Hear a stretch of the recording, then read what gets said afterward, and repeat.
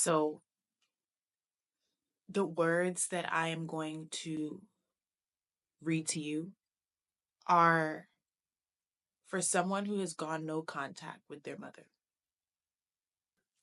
I want you to know I'm not here to convince you to speak to your mother right now. That's not what I'm doing.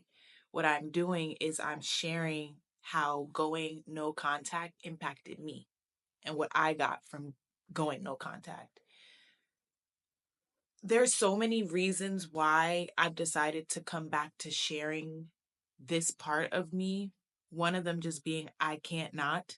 Like the way God has told me to use my journey and use my story, like I can't run away from that. So here we are again.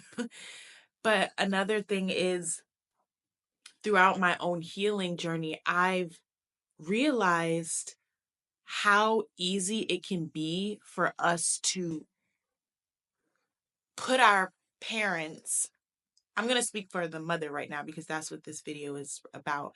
But it's very easy for us to put our mothers on these pedestals and we see our mothers as these superheroes. And when we grow up and we actually start to like look at everything, look at our childhood, look like actually analyze things, like the fact that our mothers made mistakes, like that can actually be earth shattering and heartbreaking. And depending on how you go about coming to that realization, like you may or may not be able to humanize your mother. And it's something that I had to be able to do in order to move through the healing that I just desperately had to do. Because for me, when I went no contact, it really wasn't to punish my mother. It was because I was genuinely like, I was like, what is the word? I'm trying to have the word come to me. I was like frozen with grief. I was frozen in grief because I was grieving a version of my mother that I realized I never had and never will receive. And yeah, yeah. But I got a lot. I got a lot from that grieving process. I went no contact with my mom for a full year and some change. And it was what I needed. So I'm going to read these words to you. I read my words because if I try to do the thing where I memorize everything, right now it doesn't work. Y'all know I do my best to not claim things about myself, but I do deal with ADHD, and doing that is very hard right now. So I'm just going to say that. So I'm going to read the words to you. Healing the mother wound through humanization.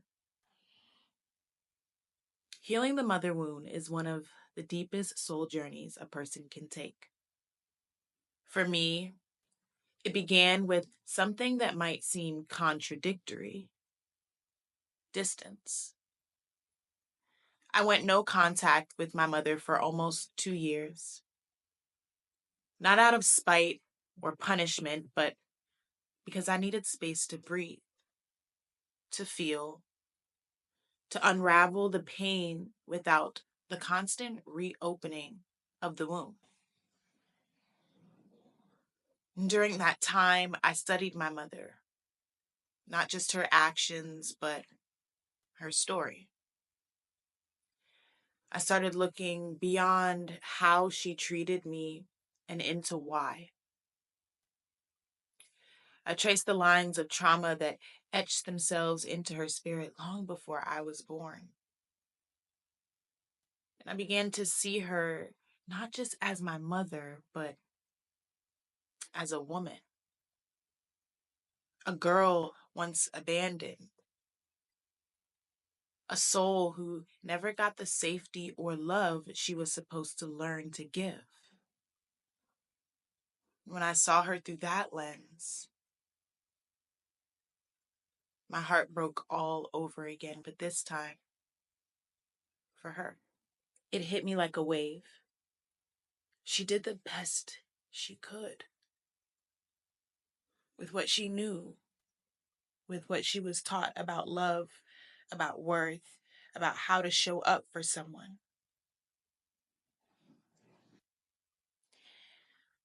And while her best wasn't what I needed, and that still hurts, I see now that it was all that she had to offer. And I cried when that truth landed in my body. I still do. Deep, guttural sobs, because I realized I'd been beating her up in my mind, holding her to a standard no one had ever held space for her to reach. Why didn't I bring tissues? I realized that even in her shortcomings, there was a longing, a desire to be more, a love buried beneath fear and survival. Reconnecting wasn't about expecting her to magically change. It was letting her know that I see her. It was about letting her show up in the small, imperfect ways that she can. I stopped forcing my mother to be the mother I had created in my mind, the one I wished I had, and I started embracing the one that I do have, with all of her fragility and all of her humanity. And something beautiful happened. I started hearing words like boundaries and meditation come out of her mouth. Words she never would have spoken had I stayed no contact, had I kept my heart closed and guarded. She's learning, slowly, awkwardly, but she's learning. Because I chose to lead with compassion instead of pain. And this doesn't mean the wound is gone. Clearly. There's still moments when I slip into those dark corners of memory, but when I do, I remind myself my mother is human, just like me. And just like me, she is a soul doing the best she can with the tools she was handed.